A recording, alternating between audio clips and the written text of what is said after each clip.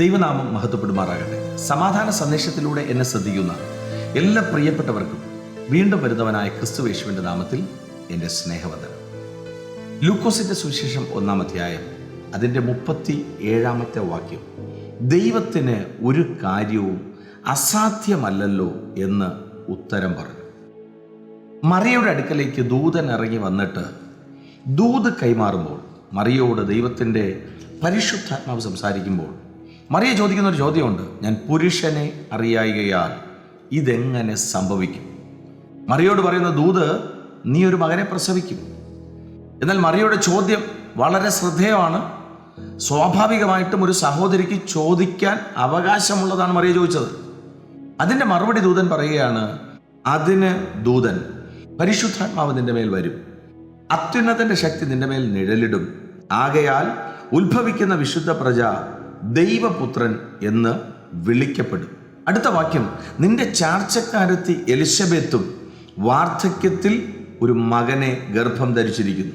മച്ചി എന്ന് പറഞ്ഞവൾക്ക് ഇത് 6-ാം മാസം എന്ന് പറഞ്ഞിട്ടാണ് ദൂതൻ പറയുന്നത്, ദൈവത്തിന് ഒരു കാര്യവും അസാധ്യമല്ലല്ലോ. മറിയയുടെ മറുപടി ഇങ്ങനെയാണ്, ഇതാ ഞാൻ കർത്താവിൻ്റെ ദാസി, നിന്റെ വാക്ക് പോലെ എനിക്ക് ഭവിക്കട്ടെ എന്ന് പറഞ്ഞു. പ്രിയരെ, മറിയോട് പറഞ്ഞ ദൂതം ശ്രദ്ധിച്ചേ. മറിയോട് പറയുകയാണ്, നിന്റെ ചാർച്ചക്കാരത്തി എലിശബെത്ത്, മച്ചി എന്ന് പേരുണ്ട്, പക്ഷെ അവൾക്ക് ഇത് 6-ാം മാസമാണ്. എന്നാൽ മറിയയ്ക്ക് വേണമെങ്കിൽ അവിടെ നിന്നുകൊണ്ട് അടുത്ത ചോദ്യം ചോദിക്കാം, ദൈവത്തോട് ചോദിക്കാം.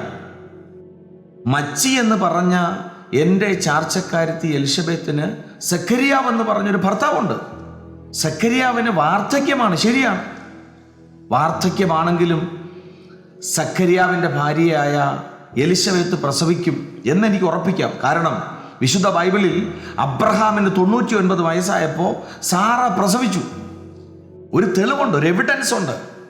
ഇനി സഖരിയാവിൻ്റെ ഭാര്യയായ എലിശബെത്തിനോട് ദൂത് പറഞ്ഞാൽ പോലും വേണമെങ്കിൽ ദൈവത്തിന് എലിശബെത്തിനോട് ദൂത് പറയാം, അബ്രഹാമിൻ്റെ ഭാര്യയായ സാറ പ്രസവിച്ചില്ലേ, അതുകൊണ്ട് നിനക്കും ഞാൻ എന്തു ചെയ്യും, ഒരു തലമുറയെ തരും എന്ന് പറയുന്ന ദൂത് പോലെ അല്ല മറിയോട് ഇവിടെ പറഞ്ഞ ദൂത്. മറിയോട് പറഞ്ഞത്, നിന്റെ ചാർച്ചക്കാരത്തി എലിശബെത്തിന് മച്ചി എന്ന് പേരുണ്ടെങ്കിൽ ഇത് 6-ാം മാസമാണ്. മറിയയ്ക്ക് അവിടെ നിന്നുകൊണ്ട് പ്രിയരെ സ്വാഭാവികമായിട്ടും തിരിച്ചൊരു ചോദ്യം ചോദിക്കാം, മാനുഷികമായിട്ട് നിശ്ചയമായിട്ടും ചോദിക്കാം. ഒരു സാധാരണ സംഭവമല്ല നടക്കാൻ പോകുന്നത്. കല്യാണം നിശ്ചയിച്ച് വിവാഹം നടക്കുന്നതിന് തൊട്ടു മുമ്പ് യോസഫ് എന്ന് പറഞ്ഞ തൻ്റെ ഭർത്താവ് താനുമായിട്ട് കൂടി വരുന്നതിന് മുമ്പേ ഒരു തലമുറ ഉണ്ടാകുക എന്ന് പറയുന്നത് സാധാരണമല്ല. ഇന്ന് വരെ ലോക ചരിത്രത്തിൽ നടന്നിട്ടില്ല. ഞാൻ പറഞ്ഞല്ലോ, സഖരിയാവിൻ്റെ ഭാര്യയായ എലിശബെത്തിന് വേണമെങ്കിൽ നടന്നൊരു ചരിത്രം കിടപ്പുണ്ട്. അബ്രഹാമിൻ്റെ ഭാര്യയായ സാറ, അബ്രഹാമിന് 99 വയസ്സുള്ളപ്പോഴല്ലേ സാറ പ്രസവിച്ചേ. ഇവിടെ എങ്ങനെ മറിയ ഉൾക്കൊള്ളും? എന്നാൽ പ്രിയരെ, മറിയ അവിടെ പറയാണ്, ഇതാ ഞാൻ കർത്താവിൻ്റെ ദാസി, നിന്റെ വാക്ക് പോലെ ഭവിക്കട്ടെ. പ്രിയരെ, അതാണ് വിശ്വാസം. നേരത്തെ പറഞ്ഞ 2 കാര്യങ്ങൾ തന്നോട് പറയുമ്പോഴും മറിയയുടെ ഹൃദയത്തിനകത്ത് അതിനേക്കാൾ ആഴമേറിയ ഒരു വെളിപ്പാട് വന്ന് വീഴുകയാണ്. എൻ്റെ ദൈവത്തിന് ഒരു കാര്യവും അസാധ്യമല്ല.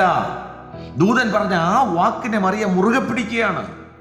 ഈ സന്ദേശം കേൾക്കുമ്പോൾ എന്നെ കേൾക്കുന്ന പ്രിയരെ, നമ്മുടെ ജീവിതത്തിനകത്തൊക്കെ അവർക്ക് ഇങ്ങനെ ഒരു അത്ഭുതം, ഇവർക്ക് ഇങ്ങനെ ഒരു അത്ഭുതം, അതുകൊണ്ട് അതുപോലെ ഒരു അത്ഭുതം എനിക്ക് എന്നല്ല. വിശ്വസിക്ക്, ദൈവത്തിന് അവർക്കും ഇവർക്കും ചെയ്തതല്ല നിന്റെ ലൈഫിൽ ചെയ്യാനുള്ളത്. ആർക്കും ചെയ്യാത്ത ചിലത് നിനക്ക് വേണ്ടി ചെയ്യാനുണ്ട്.